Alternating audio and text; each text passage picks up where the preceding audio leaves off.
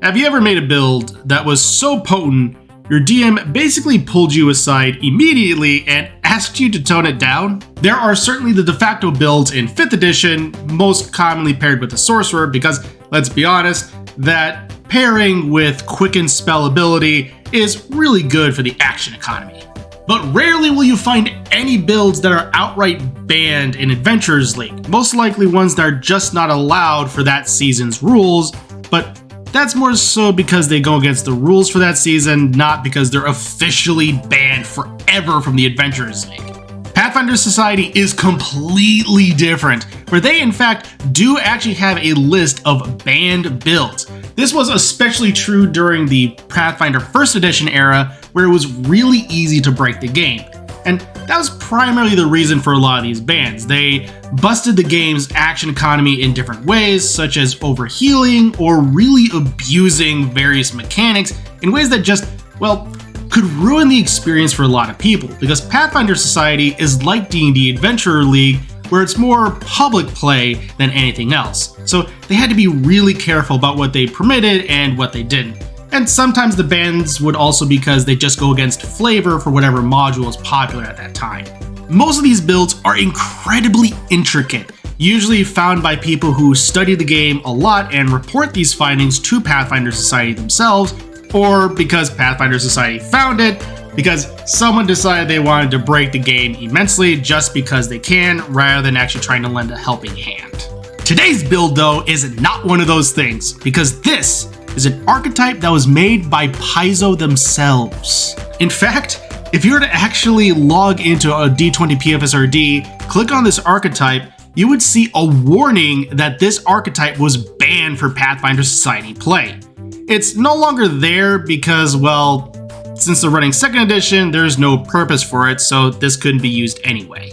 So everyone, let me introduce you to the Synthesist Summoner. For you see, the Synthesist Summoner is probably one of the coolest archetypes in Pathfinder 1st edition. What you do is you have the ability to fuse with your Eidolon. Your Eidolon is the thing that you summon. So per the archetype's wording, you effectively wear your Eidolon like a shimmering, living armor. You mimic each other's movements and are considered the same creature when attacked. But here's where things get nuts. Come on, let's get nuts. For you see, dear viewer, you get to use the Eidolon's physical stats, while you get to keep your mental stats. Gee, I wonder why this got banned. This is such an easy exploitable archetype. You can just dump your physical stats and boost your mental stats through the roof, and you can just fuse together indefinitely, because guess what? This archetype had no time limit. So if you went unconscious, you could just, well, come back up, resummon your Eidolon, fuse back together, and you're fine again. This was insane, and that's only the first level ability. You share all the Eidolon's abilities. So when the Eidolon enhances itself as it levels, you gain those abilities too.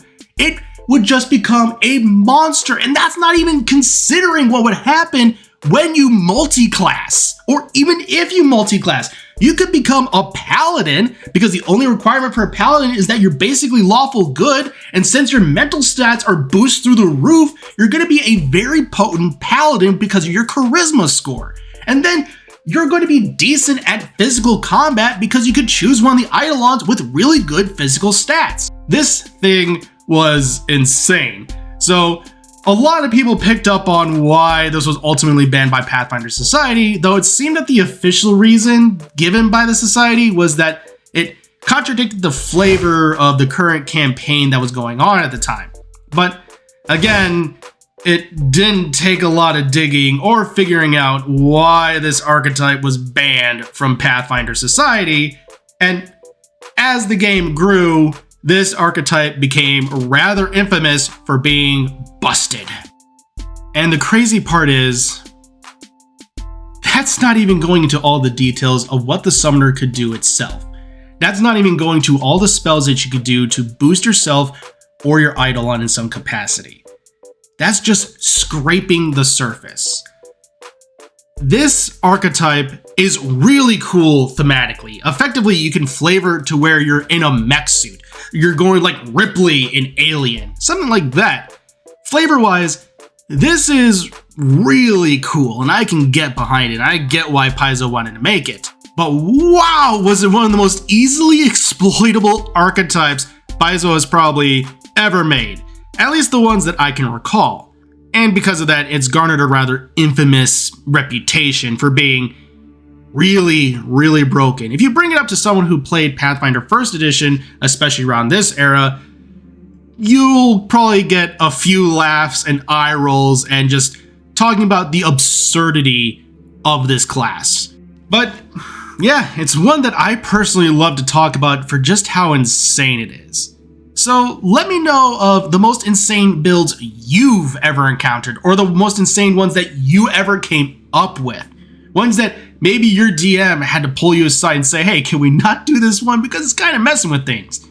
Go ahead and shout out down below because I'm really curious. So go ahead and let me know. Until next time, everybody, keep rolling those dice.